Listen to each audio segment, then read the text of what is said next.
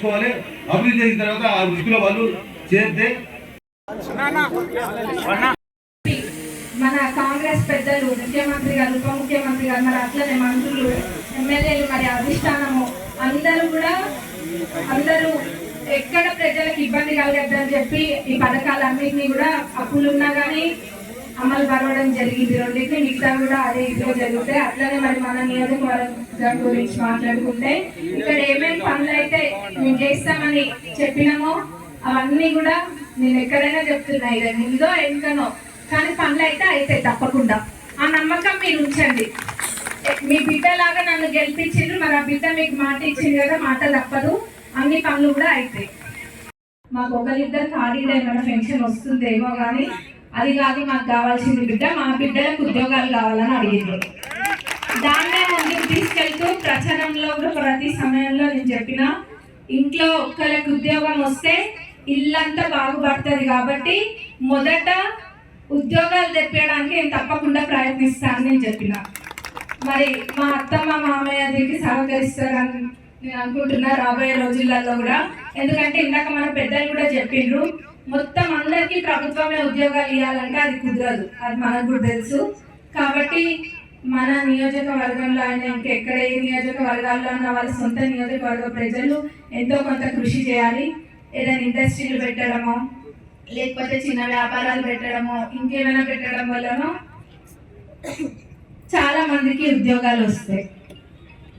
కూడా ఉచితంగా బస్సులలో ప్రయాణిస్తున్నారు. మహిళలు ఉన్నారు అక్కడ, ప్రయాణిస్తున్నారా లేదా అక్క? ప్రయాణిస్తున్నారు, చేతులు ఎత్తున్నారు, సంతోషంగా ప్రయాణిస్తున్నారు. మరి నా చెల్లెళ్ళు కూడా చాలా మంది కాలేజీలకి స్కూళ్ళకి పోవాలంటే బస్సు ఖర్చుల భారం వాళ్ళ తల్లిదండ్రుల పైన పడకుండా ఇది ఎంతో ఉపయోగపడుతుంది. ఎందుకంటే వాళ్ళు రెగ్యులర్గా ట్రావెల్ చేస్తూ ఉంటారు, కాలేజీలకైనా స్కూళ్ళకైనా. వాళ్ళందరి పై నుంచి కూడా ఈ భారం తగ్గింది. వాళ్ళందరూ కూడా ఎంతో సంతోషంగా ఎక్కడికి పోయినా చెప్తున్నారు, మేము మంచిగా బస్సులలో ప్రయాణిస్తున్నాము మా కాలేజ్కైనా స్కూల్కైనా అని. మరి అట్లనే ఆరోగ్యశ్రీ కూడా అమలు పడడం జరిగింది కాంగ్రెస్ ప్రభుత్వం. మరి రాబోయే రోజులలో మిగతా ఏమేమి గ్యారెంటీలు అవుతున్నాయో మనకి హెల్త్ కేర్, మరి యూత్ పిల్లలందరికీ technology and programming and designing, multimedia, మళ్ళీ బిజినెస్ ఎంటర్‌ప్రెన్యూర్‌షిప్, మరి లాంగ్వేజ్ అండ్ కమ్యూనికేషన్స్. మన పిల్లలు ఎంతోమంది చదువుకున్నా కానీ ఇంటర్వ్యూలోనే ఫెయిల్ అవుతున్నారు. ఎందుకంటే ముఖ్యంగా మనకి కమ్యూనికేషన్ స్కిల్స్ ల్యాక్ అయ్యి, అదే కమ్యూనికేషన్ స్కిల్స్లో కూడా మనకి రేపు స్కిల్ డెవలప్మెంట్ సెంటర్ ఉంటుంది.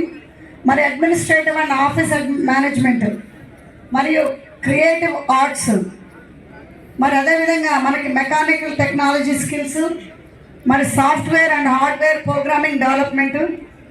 మరి సొంతగా బిజినెస్లు పెట్టుకోవాలన్నా, సొంతగా పైకి రావాలన్నా వాళ్ళకి సెమినార్స్ కానీ, మన బిజినెస్ నాలెడ్జ్ ఉన్న వాళ్ళని తీసుకొచ్చి మీకు సెమినార్సే కాకుండా మరియు వాళ్ళతోటి మనకి ఎట్లా లోన్స్కి అప్లై చేసుకోవాలి, మనకు లోన్స్ ఏ విధంగా అయితే వస్తాయి మన స్మాల్ బిజినెస్ పెట్టుకోవటానికి. ఎందుకంటే ఇక్కడ మీ అందరికీ తెలుసు, మన పాలకుర్తి నియోజకవర్గంలో చాలా తెలియకల్ల పిల్లలు ఉన్నారు, చాలా తెలియకల్ల చాలా బిజినెసెస్ కూడా ఉన్నాయి. మీకు అందరికీ తెలిసిన విషయం ఇదంతా. మనకి స్పెషల్లీ మన తోరూరు బిజినెస్లో చాలా